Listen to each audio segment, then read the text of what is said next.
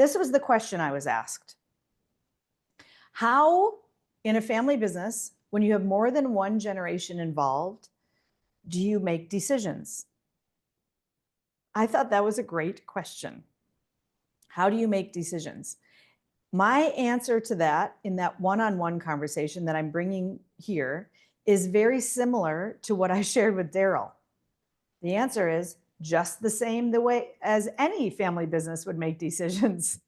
The generations don't really matter. That's a rather simplistic response, I realize. And the reason I think of it that way is you are simply making decisions day to day that are either helping you get closer to your vision or farther away from it. Adding in, am I in the owning generation or the next generation or the first generation or the third generation, or am I a boomer? Is that person Gen X or is that a millennial? Can be very, very helpful if you want. But when it all comes down to it, in this family circle, there are the elders, if you will, and there's the next generation. Usually in the family circle, the elders make the decisions. In the owning generation, or the ownership circle, I should say, in the ownership circle, it's usually the majority shareholder or shareholders who make decisions or make the final decision. It's up to them if they want input from non-majority shareholders. And then in the business, there's when you have crystal clarity around what are the roles, it becomes clear who makes decisions. In an EOS company, if there's a tie at the leadership level, the integrator breaks the tie. Usually that is not very often.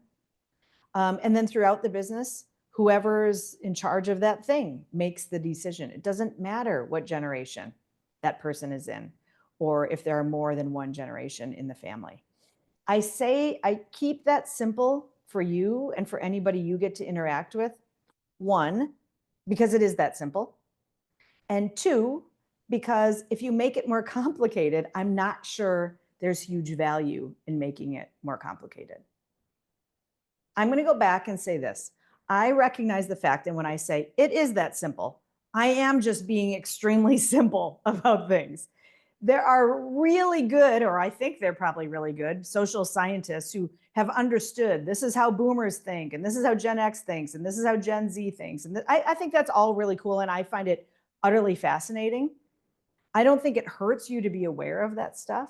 But in the end, it's more about which circle are we in, who are the decision makers, and what are they trying to decide toward?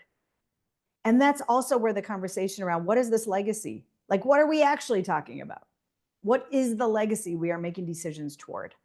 What is the vision for the business we are making decisions toward? What is the vision for the family? To me, that's so much more fruitful than how do you make decisions.